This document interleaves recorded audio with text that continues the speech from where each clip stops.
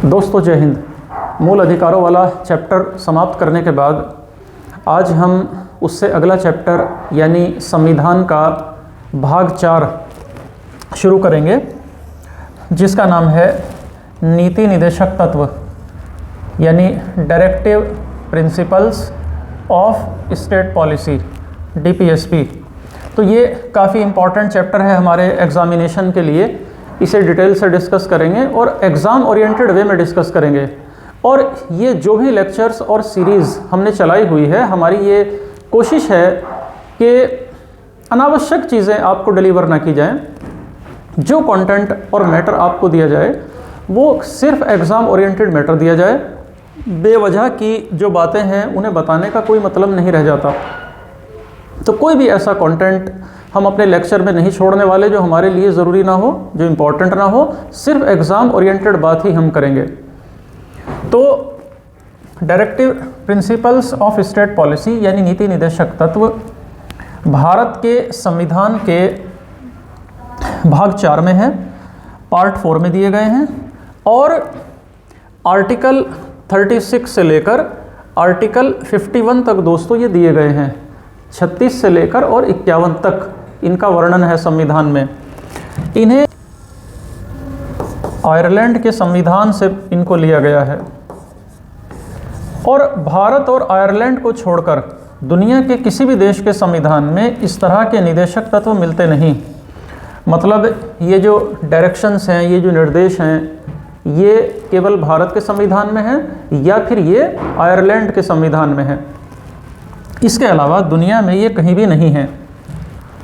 देखो, भारत के जो संविधान निर्माता थे उनका ये गोल था, ये उद्देश्य था कि भारत में एक ऐसा राज्य बने, भारत एक ऐसा देश बने, ऐसा स्टेट बने जिसका उद्देश्य सबका भला हो। यानी भारत के संविधान निर्माता भारत में कल्याणकारी राज्य बनाना चाहते थे, वेलफेयर स्टेट बनाना चाहते थे, मतलब सार्वजनिक कल्याण करना चाहते थे। और इसीलिए उन्होंने निदेशक तत्वों में वो सारे आदर्श बातें डाली जिससे एक कल्याणकारी राज्य बन पाए, एक वेलफेयर स्टेट बन सके।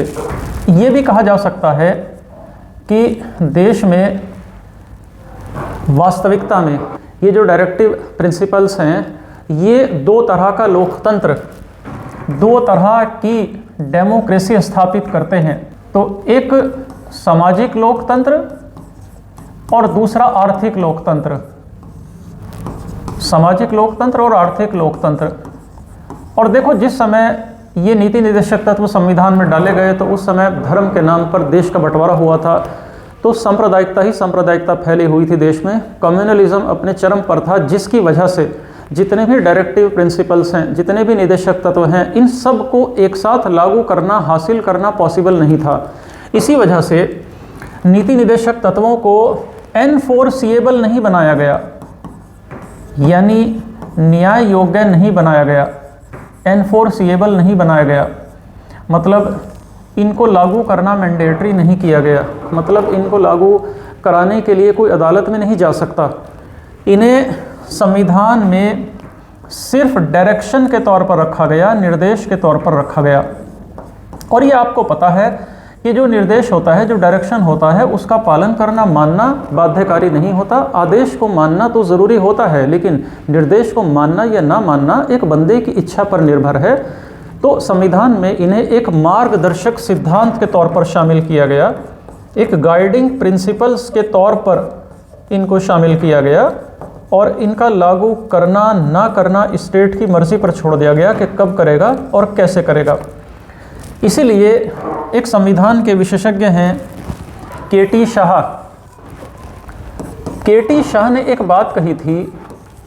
KT शाह ने कहा था कि निदेशक तत्व ऐसा चेक है जो बैंक की सुविधा अनुसार अदा किया जाता है। ऐसा चेक जो बैंक की सुविधा अनुसार अदा किया जाता है। मतलब जैसे जैसे देश की इकोनॉमी बेहतर होती जाएगी वैसे वैसे इनको लागू किया जाएगा।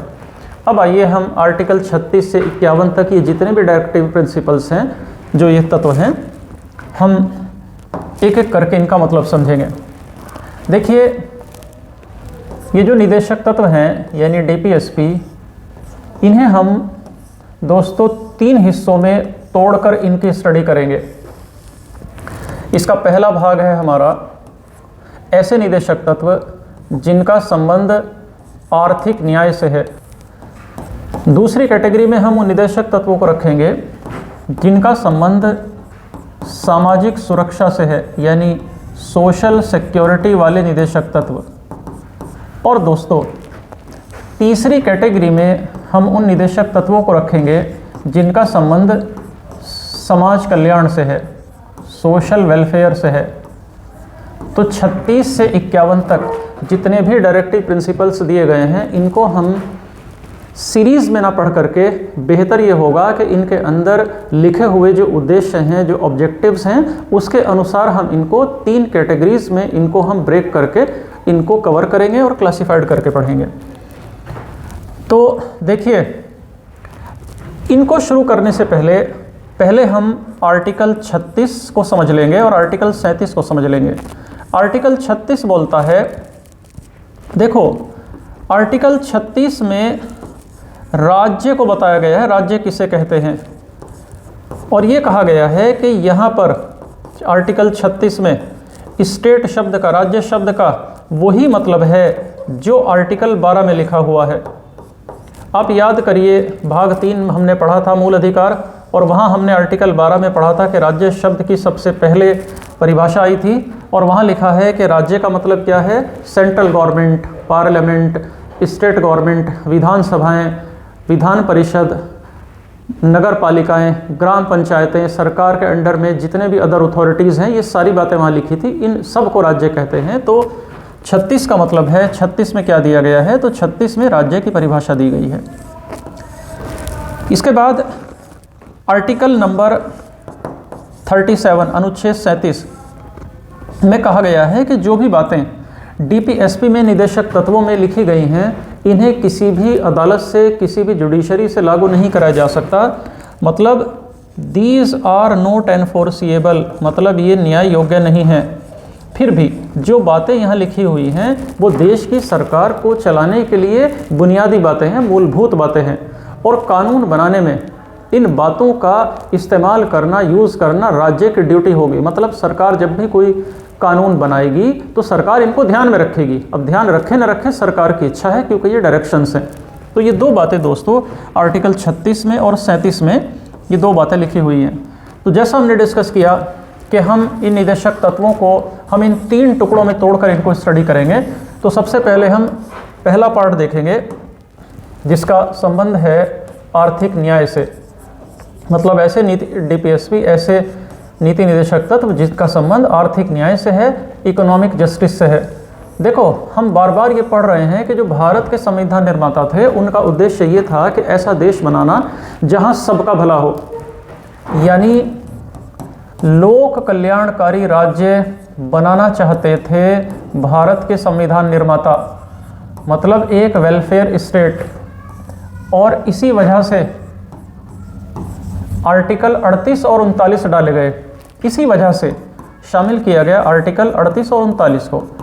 आर्टिकल 38(1) में लिखा गया है, देखो आर्टिकल 38(1) में राज्य को ये निर्देश दिया गया है, 38(1) में लिखा गया है कि राज्य लोक कल्याण को बढ़ावा देगा, पब्लिक वेलफेयर को बढ़ावा देगा, और इसके साथ साथ राज्य ऐसी सामाजिक व्यवस्था बनाने की कोशिश करेगा, ऐसा सोशल सिस्टम करने की कोशिश करेगा जिसमें 3 तरह का जस्टिस हर बंदे के लिए कन्फर्म हो पाए। कौन सा 3 तरह का जस्टिस कन्फर्म हो पाए हर बंदे के लिए? पहला सोशल जस्टिस, सामाजिक न्याय कन्फर्म हो सके। दूसरा इकोनॉमिक जस्टिस कन्फर्म हो सके, आर्थिक न्याय। और तीसरा राजनीतिक न्याय यानी पॉलिटिकल जस्टिस कन्फर्म हो सके। ये बात है दोस्तों आर्टिकल 38(1) में। इसी तरह आर्टिकल 38(2) कहता है कि राज्य ख़ास तौर से कोशिश करेगा कि असमानता कम हो जाए, असमानता को कम करने की कोशिश करेगा स्टेट, इन इक्वालिटी को समाप्त करने की कोशिश करेगा। और ये जो असमानता कम करने की कोशिश सरकार करेगी, राज्य करेगा, ये ना केवल व्यक्तियों के बीच में यानी ऊंच नीच इंसानों के बीच में भी ना हो, बल्कि अलग अलग बिजनेसेस में, प्रोफेशंस में काम करने वाले लोगों के बीच, अलग अलग काम धंधे करने वाले लोगों के बीच, व्यवसाय करने वाले जो लोग हैं उनके बीच में, उनके समूहों के बीच में, उन ग्रुप्स के बीच में स्टेट, सरकार, देश ये कोशिश करेगा कि इनके बीच में प्रतिष्ठा के मामले में भी असमानता ना हो। प्रतिष्ठा मतलब डिग्निटी के मामले में भी कोई असमानता ना हो, इनइक्वालिटी ना हो, या सुविधाओं के मामले में भी कोई असमानता ना हो, मतलब फैसिलिटी किसी को कम मिल रही है, किसी को ज़्यादा मिल रही है, अगर ऐसी ऊंच नीच है तो राज्य इसको भी मिटाएगा, इसको भी समाप्त करेगा।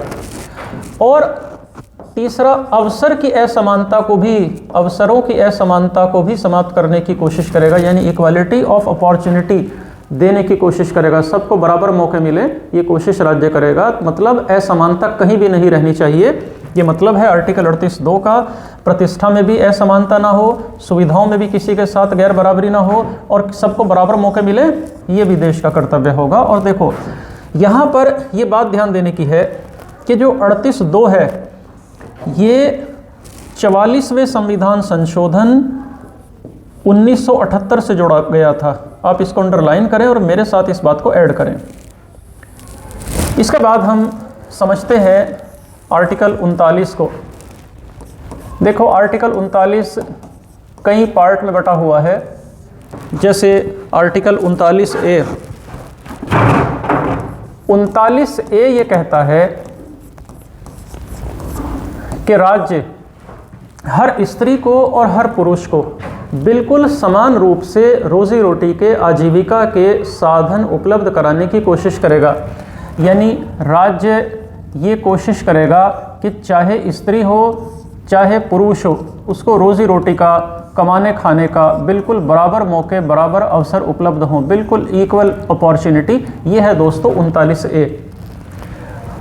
39B कहता है कि स्टेट यानी राज्य ऐसी व्यवस्था करेगा कि देश के जितने भी भौतिक संसाधन हैं, जितने भी फिजिकल रिसोर्सेज हैं, भौतिक संसाधन, देश के भौतिक संसाधन मतलब जल, जंगल, ज़मीन, उनका मालिकाना हक और उन पर कंट्रोल इस तरह से होगा कि ज़्यादा से ज़्यादा लोगों का भला हो सके, अधिक से अधिक लोगों का यानी ज़्यादा से ज़्यादा सार्वजनिक हित हो सके, लोगों का भला हो सके। मैं फिर रिपीट करूँगा, 39B बोलता है कि राज्य देश के अंदर जितने भी भौतिक साधन संसाधन हैं, जल है, जंगल है, धरती है, उनके स्वामित्व की यानी उनके मालिकाना हक की और उनके कंट्रोल की ऐसी व्यवस्था करेगा कि अधिक से अधिक लोगों का भला हो सके, मतलब ज़्यादा से ज़्यादा सार्वजनिक हित हो सके। इसको आप मोटे तौर पर 39B को ये समझ सकते हो कि जो मालिकाना हक है वो बराबर बटा होना चाहिए, सबका भला हो। 39C इसको और ज़्यादा क्लियर करता है। ये बोलता है कि राज्य इस बात का ध्यान रखेगा कि संपत्ति का केंद्रीकरण ना हो, सेंट्रलाइजेशन ऑफ प्रॉपर्टी नहीं होना चाहिए, संपत्ति का केंद्रीकरण नहीं होना चाहिए। मतलब पैसा सिमटकर एक आदमी के हाथ में नहीं होना चाहिए, और इसके साथ साथ उत्पादन के साधनों का भी केंद्रीकरण नहीं होना चाहिए। मतलब केंद्रीकरण का मतलब यह है कि पैसा सिमटकर एक आदमी के हाथ में आ जाए, ऐसा भी ना हो। ना तो संपत्ति किसी एक आदमी के हाथ में सिमट कर आ जाए, और ना ही मीन्स ऑफ प्रोडक्शन यानी फैक्ट्रियां किसी एक बंदे के हाथ में सिमट जाएं। और इससे क्या होगा, इससे देखो अगर ऐसा होगा तो सार्वजनिक हित को नुकसान पहुंचेगा, ऐसा नहीं होना चाहिए। 39D के अनुसार राज्य देश के प्रत्येक नागरिक को एवरी सिटीजन को, चाहे वो स्त्री हो चाहे वो पुरुष हो, मेल हो या फीमेल हो, उसको समान कार्य के लिए समान वेतन का प्रावधान करेगा, यानी इक्वल पे और equal work.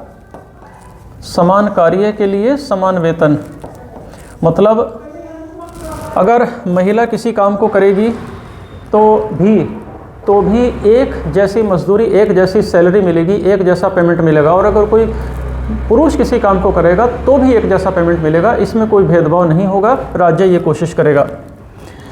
Next article 39E 39E ये कहता है कि राज्य ऐसा अरेंजमेंट करेगा, ऐसी व्यवस्था करेगा कि जो काम करने वाले पुरुष और स्त्रियां हैं, यानी जो श्रमिक पुरुष हैं और श्रमिक स्त्रियां हैं, इनके स्वास्थ्य और इनकी शक्ति का दुरुपयोग ना हो, इनके हेल्थ का और इनकी जो स्ट्रेंथ है उसका मिसयूज़ नहीं होना चाहिए, ये कोशिश स्टेट करेगा। और इसी के साथ साथ जो टेंडर एज के बच्चे हैं, टेंडर एज का मिसयूज़ ना हो, यानी बालकों की सुकुमार अवस्था, यानी उनके बचपने का मिसयूज़ ना हो। और ज़्यादा क्लियर आप इसको ऐसे समझ लो कि पैसे की तंगी में या पैसे की मजबूरी में देश का नागरिक किसी ऐसे रोजी रोटी रोज़गार में ना लग जाए जो उसकी उम्र के और उसकी कैपेसिटी के हिसाब से ना हो, ऐसे कारोबार में ना लग जाए, ऐसे बिजनेस में ना लग जाए। होप के आर्टिकल 39E आपको क्लियर हुआ होगा। नेक्स्ट आर्टिकल है 39F। ये कहता है कि राज्य बच्चों को स्वस्थ रूप से बच्चे विकसित हो सके, उनकी हेल्थ बेहतर हो सके, इसके लिए उन्हें अवसर देगा, उन्हें सुविधाएं देगा। मतलब बच्चों का, इसका टेक्स्ट ये बन जाएगा कि बच्चों और युवकों को, चिल्ड्रन और यूथ को बचाया जाएगा, बच्चों की और युवकों की रक्षा की जाएगी अनैतिकता से, नैतिक परित्याग से। तो ये है दोस्तों आर्टिकल 39F। और ये जो 39F है इसको 42वें कॉन्स्टिट्यूशनल अमेंडमेंट 1976 से जोड़ा गया। और एक बात और याद रखिएगा, आर्टिकल 38 और 39 जो हमने पढ़ा, इसे वितरण न्याय का सिद्धांत कहते हैं। 38 और 39 को वितरण न्याय का सिद्धांत कहते हैं, यानी डॉक्ट्रिन ऑफ डिस्ट्रीब्यूटिव जस्टिस।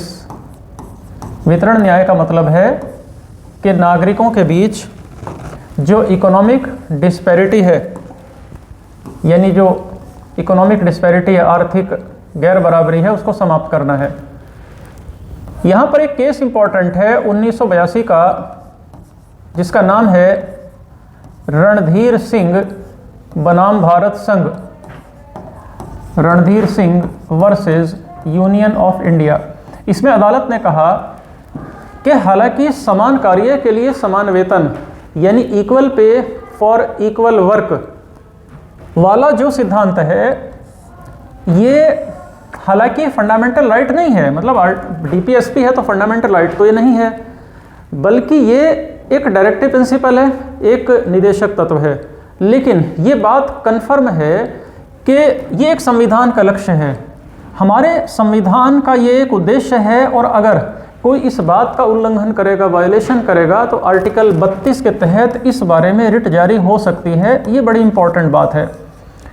वैसे तो देखो डायरेक्टिव प्रिंसिपल्स हमारे एनफोर्सिएबल नहीं है क्योंकि वो फंडामेंटल राइट नहीं है, लेकिन समान कार्य के लिए जो समान वेतन वाला जो सिद्धांत है 39D में जो हमने देखा कि अगर काम एक जैसा होगा तो चाहे स्त्री हो चाहे पुरुष हो, उसको तनख्वाह, दिहाड़ी, मजदूरी, वेतन एक जैसा मिलेगा। लेकिन अगर ये नहीं दिया जा रहा, अगर इसका वायलेशन किया जा रहा है, तो आर्टिकल 32 के तहत इस पर अदालत के द्वारा रिट भी जारी की जा सकती है। तो दोस्तों इस तरह से हमने डायरेक्टिव प्रिंसिपल्स की पहली कैटेगरी पढ़ी, जिसका संबंध था आर्थिक न्याय से और या इकोनॉमिक जस्टिस से। इसकी दूसरी कैटेगरी हम देखेंगे जिसका संबंध है सामाजिक सुरक्षा से, सोशल सिक्योरिटी से। देखो इसमें कहा गया है, पहला आर्टिकल इसके अंदर आएगा आर्टिकल 41। आर्टिकल 41 में ये कहा गया है कि राज्य ये प्रयास करेगा, ये एफर्ट लगाएगा कि सभी नागरिक अपनी योग्यता के अनुसार, अपनी एबिलिटी के अनुसार शिक्षा पा सकें, रोजगार पा सकें। अपनी योग्यता अनुसार शिक्षा हासिल कर सकें, रोजगार हासिल कर सकें। ऐसा प्रयास राज्य करेगा। और ऐसा भी प्रयास राज्य करेगा कि सभी नागरिकों की कुछ खास कंडीशन में सरकारी मदद की जा सके। किन खास स्थितियों में? जैसे बुढ़ापा होने पर, या बीमारी होने पर, या किसी काम करने के लिए लायक न रहने पर, अयोग्य रहने पर उसको मदद की जा सके, सरकारी मदद उसको की जा सके। ये कहता है आर्टिकल 41। नेक्स्ट आर्टिकल है सामाजिक सुरक्षा के तहत आर्टिकल 42। आर्टिकल 42 के अंतर्गत राज्य ऐसा एंडेवर करेगा, ऐसा प्रयास करेगा कि सभी व्यक्तियों को अपने अनुकूल कंडीशंस में ही काम करना पड़े, प्रतिकूल परिस्थितियों में नहीं, यानी अपनी फेवरेबल कंडीशंस में ही काम करना पड़े। और राज्य स्त्रियों के लिए प्रसूति सहायता का भी प्रबंध करेगा, यानी मैटरनिटी रिलीफ का भी प्रबंध करेगा। मतलब जो गर्भवती स्त्रियां हैं उनके लिए कुछ स्पेशल सुविधाएं रखी जाएंगी। जैसे आप देखो, जैसे 2017 में सेंट्रल गवर्नमेंट ने एक कानून भी पास किया था जिसमें गर्भवती स्त्रियों के लिए कुछ विशेष प्रावधान किए गए थे। और आज भी जो नौकरियों में जो महिलाएं हैं उनको गर्भ अवस्था काल में उन्हें कुछ छुट्टियां एक्स्ट्रा दी जाती हैं। सरकारी अस्पतालों में उनके लिए कुछ विशेष सुविधाएं भी दी जाती हैं। ये है दोस्तों आर्टिकल 42। नेक्स्ट है आर्टिकल 43, जो ये कहता है कि राज्य इस बात की भी कोशिश करेगा कि खेती बाड़ी में लगे हुए जो मज़दूर हैं और जो उद्योग में लगे हुए मज़दूर हैं, इनको अपने जीवन को चलाने के लिए, अपनी दाल रोटी चलाने के लिए, मतलब अपने जीवन के निर्वाह के लिए, अपने जीवन के निर्वाह के लिए उचित वेतन मिल सके। मतलब इतनी वेजेस, इतनी दिहाड़ी मजदूरी उन्हें मिल सके कि उनका जीवन स्तर ऊपर उठे और उनकी लाइफ चल पाए, और वे छुट्टियों के समय का सही इस्तेमाल भी कर पाएँ, छुट्टी का सही यूज़ कर पाएँ, अवकाश के समय का सही उपयोग कर पाएँ। तो मैं फिर रिपीट करूँगा कि राज्य इस बात का एफर्ट लगाएगा कि खेती में और इंडस्ट्री में लगे हुए जितने भी मज़दूर हैं उन्हें अपने जीवन को चलाने के लिए उचित सैलरी मिल सके, उनका जीवन स्तर ऊपर उठ सके। तो पहला टर्म इसमें है उचित वेतन, ये मिल पाए। और दूसरा इसमें मेन वर्ड है कि उन्हें जो अवकाश मिलता है, जो छुट्टी मिलती है, उसका सही इस्तेमाल कर पाएँ। और तीसरा मेन वर्ड है कि उन्हें ऐसे अवसर मिलें जिससे उनका सामाजिक उन्नति हो पाए, सांस्कृतिक प्रोग्रेस भी हो पाए, कल्चरल प्रोग्रेस भी उनकी हो पाए, सोशल प्रोग्रेस भी हो पाए। और इसी के अंदर ये कहा गया, इसी आर्टिकल में, कि राज्य ये भी कोशिश करेगा कि गांव देहात में जो कॉटेज इंडस्ट्री हैं, जो कुटीर उद्योग हैं, कॉटेज इंडस्ट्री मतलब जिसमें एक ही फैमिली के लोग काम करते हैं, मिलजुल कर जो काम करते हैं, तो सहकारी आधार पर गांव के लोग इसमें मिलकर काम कर सके, ये भी कोशिश स्टेट करेगा। और देखो, मनरेगा जैसी जो योजना भारत में चल रही है दोस्तों, वो इसी आर्टिकल 43 के तहत आती है। मनरेगा जिसमें काम पाने का अधिकार दिया गया है, तो वो इसी के तहत है। नेक्स्ट आर्टिकल 43A है, जिसमें कहा गया है कि राज्य उद्योगों को चलाने में ऐसे कदम उठाएगा कि जितने भी कर्मचारी हैं उनको भागीदार बनाया जा सके। मतलब कर्मचारियों की भागीदारी, मतलब किसी भी फैक्ट्री में काम करने वाले मज़दूरों को सिर्फ तनख्वाह नहीं मिलेगी, बल्कि उनको फैक्ट्रीज में जो प्रॉफिट कमाया जा रहा है उसमें उन्हें हिस्सेदार बनाने की कोशिश की जाएगी ताकि कुछ हिस्सा उस प्रॉफिट का उन्हें मिले। ये बात है 43A में। और ये जो 43A है दोस्तों, ये जोड़ा गया था 42वें संविधान संशोधन अधिनियम 1976 से। देखो, ये जो मैं बार बार इस बात पर फोकस कर रहा हूँ कि कौन सा आर्टिकल कौन से संविधान संशोधन से जुड़ा, तो ये दोस्तों हमारे एग्जामिनेशन के लिए इम्पोर्टेंट बात है। इसके बाद 43B में ये कहा गया है कि राज्य सहकारी समितियों के गठन का प्रयास करेगा। सहकारी समितियां, कोऑपरेटिव सोसाइटीज़, जो गांव कस्बों के लोग हैं वो जानते हैं कि कोऑपरेटिव सोसाइटी क्या होती है। गांव में अक्सर इसको सोसाइटी बोलते हैं, जहां से किसान अपनी खेती बाड़ी के लिए खाद वगैरह की सुविधा, पेस्टिसाइड की सुविधा लेता है, यहाँ खाता भी खुलवा सकता है बचत के लिए, तो उसको सहकारी समितियों से मदद मिलती है। तो राज्य कोशिश करेगा कि सहकारी समितियों का गठन हो और इनका संचालन लोकतांत्रिक तरीके से हो, यानी डेमोक्रेटिक तरीके से किसान खुद इनको चलाएं। ये बात आई है आर्टिकल 43B में। और ये जो 43B है दोस्तों, ये 97वें संविधान संशोधन 2011 से जोड़ा गया। 97वां संविधान संशोधन 2011। इसके बाद बात करते हैं आर्टिकल 45 की। 45 में देखो ये कहा गया था कि 6 साल की उम्र पूरी करने वाले बच्चों के लिए राज्य निःशुल्क शिक्षा की व्यवस्था करेगा, फ्री एजुकेशन देगा 6 साल की उम्र पूरी करने वाले बच्चों के लिए। तो निःशुल्क शिक्षा की व्यवस्था करेगा और अनिवार्य शिक्षा की व्यवस्था स्टेट करेगा। तो स्टेट शैल एंडेवर कि 6 साल तक की उम्र तक के बच्चों को फ्री और कंपलसरी एजुकेशन मिले। फिर बाद में आप जानते हो कि सन 2002 में केंद्र सरकार 86वां संविधान संशोधन लेकर आई और उसमें ये जो शिक्षा का अधिकार है, राइट टू एजुकेशन है, इसे फंडामेंटल राइट का दर्जा दे दिया गया, मूल अधिकारों का दर्जा इसको प्रदान कर दिया गया। और एक आर्टिकल आपके याद होगा, हमने जब फंडामेंटल राइट पढ़ा था, एक आर्टिकल डाल दिया गया, आर्टिकल 21A। तो देखो, जब राज्य ये कोशिश करेगा तो ऐसा नहीं है कि नीति निदेशक तत्वों को लागू करने के लिए राज्य ने कोशिश नहीं की, राज्य ने कोशिशें की हैं। और आर्टिकल 45 इसका एक बहुत अच्छा एग्जाम्पल है, जिसको राज्य ने मूल अधिकार बनाया। और आज की तारीख में 6 साल से 14 साल तक की उम्र वाले सभी बच्चों के लिए फ्री एजुकेशन दी जा रही है, कंपलसरी एजुकेशन दी जा रही है। और कोई भी भारत का ग्रामीण अंचल, ग्रामीण एरिया, कोई भी गांव ऐसा नहीं है जहां प्राइमरी स्कूल नहीं है। नेक्स्ट, इसी सोशल सिक्योरिटी के तहत आर्टिकल है आर्टिकल 46, जिसमें कहा गया है कि राज्य समाज का जो कमज़ोर वर्ग है, दुर्बल वर्ग है, जैसे SC और ST, इनके शिक्षा का ध्यान रखेगा राज्य। और शिक्षा के साथ साथ राज्य इनके आर्थिक हितों का भी ध्यान रखेगा, इकोनॉमिक इंटरेस्ट्स का।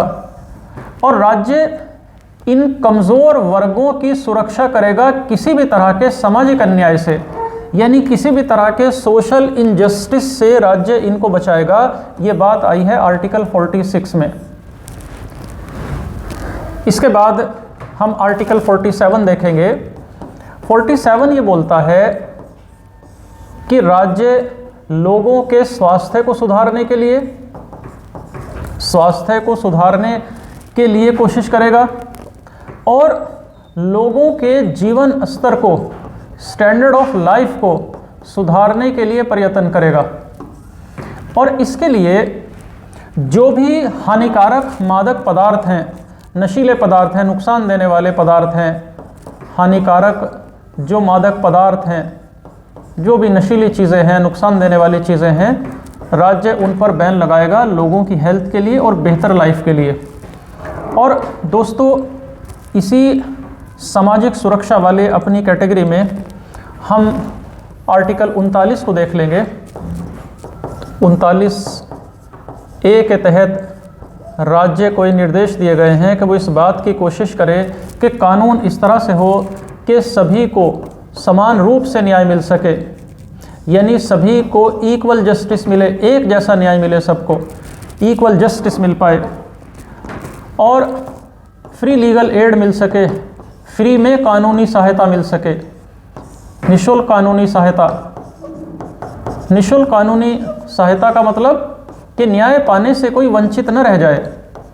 तो दोस्तों ये दो कैटेगरी हमने पढ़ ली। अब डीपीएसपी की हम तीसरी कैटेगरी पढ़ेंगे, जिसका मतलब है समाज कल्याण वाले निदेशक तत्व, सोशल वेलफेयर वाले निदेशक तत्व, जिसमें पहला है आर्टिकल 40।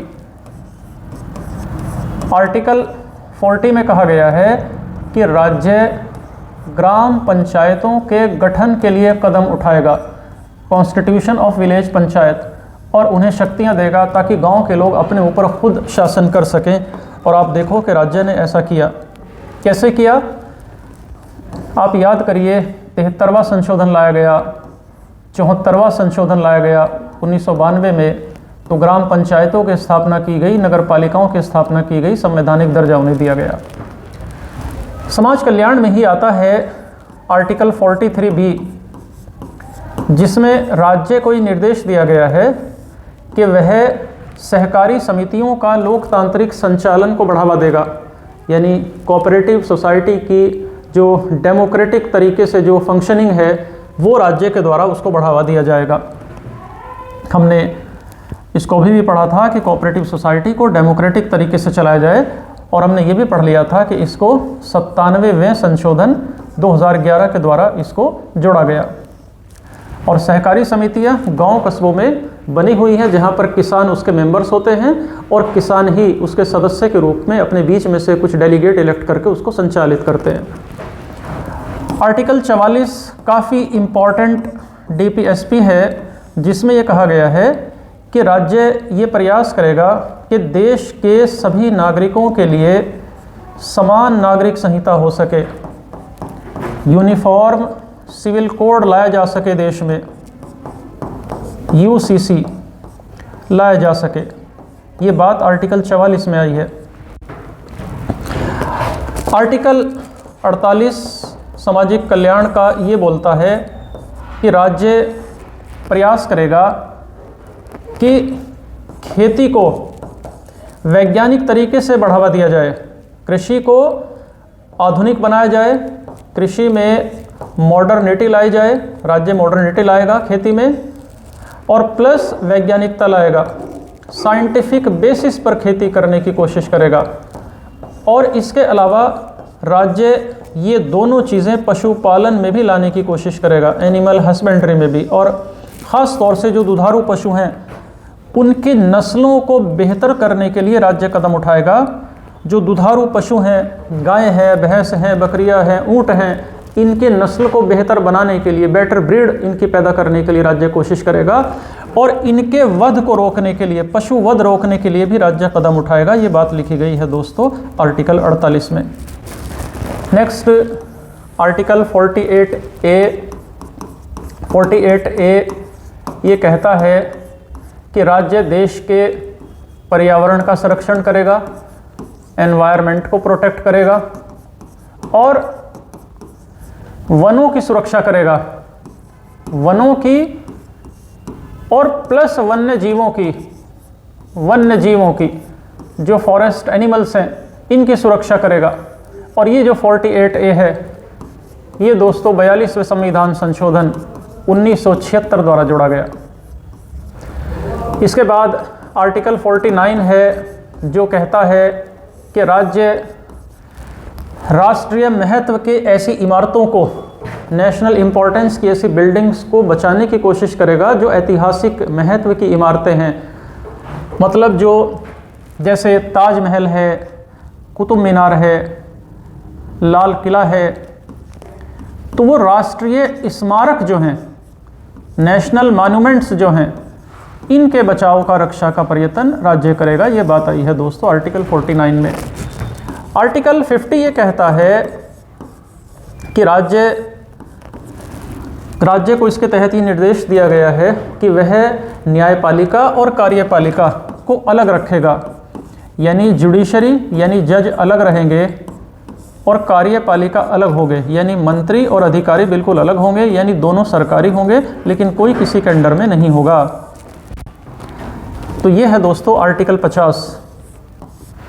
आर्टिकल 51 में कहा गया है, देखो आर्टिकल 51 का जो संबंध है ये भारत की फॉरेन पॉलिसी के बारे में है, भारत की विदेश नीति के बारे में है। और इसमें कहा गया है कि भारत अंतर्राष्ट्रीय शांति, इंटरनेशनल पीस लाने की कोशिश करेगा और इंटरनेशनल सिक्योरिटी को संसार में बनाने की कोशिश करेगा, और इन दोनों के जो आदर्श हैं उनको हासिल करने का भी प्रयास देश करेगा। अंतर्राष्ट्रीय शांति में वृद्धि हो, अंतर्राष्ट्रीय सुरक्षा में वृद्धि हो, दुनिया के सभी देशों के बीच के जो संबंध हैं वो बराबरी वाले हों, न्यायपूर्ण हो, और इंटरनेशनल लेवल पर जो झगड़े हैं, जो लड़ाइयाँ हैं, जो विवाद हैं, भारत बढ़ावा देगा उनमें सुलझाने को, उनमें मीडिएशन करने को। और देशों का जो आपस में रिलेशन है, दुनिया में जो संधियाँ और समझौते हुए हैं, तो लड़ाई से बचने के लिए जो समझौते हुए हैं उनको सब लोग सम्मान करें, उन समझौतों का उन्हें सम्माने, तो भारत ये प्रयास करेगा। ये सारी बातें दोस्तों आर्टिकल 51 में आई हैं।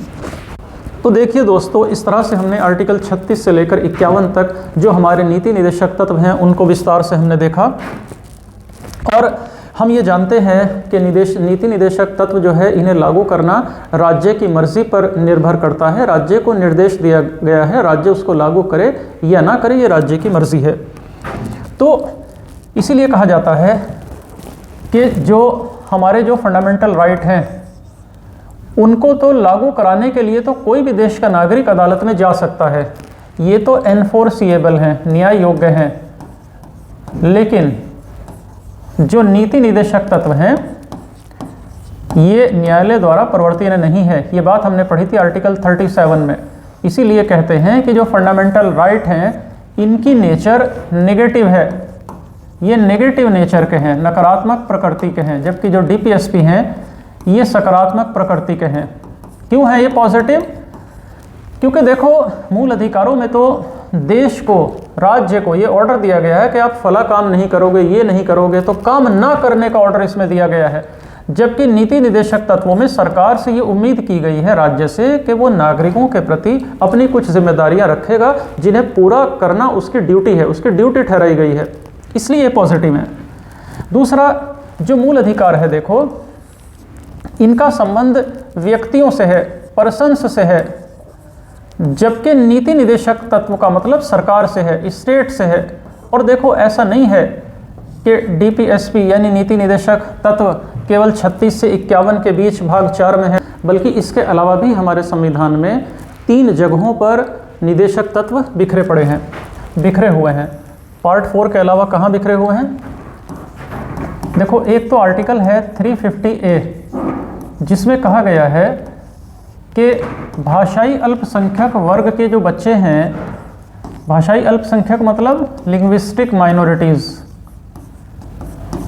भाषाई अल्पसंख्यक बच्चे, इनके लिए स्टेट इन्हीं की मदर टंग में, इन्हीं की मातृभाषा में शिक्षा प्रोवाइड करने की कोशिश करेगा।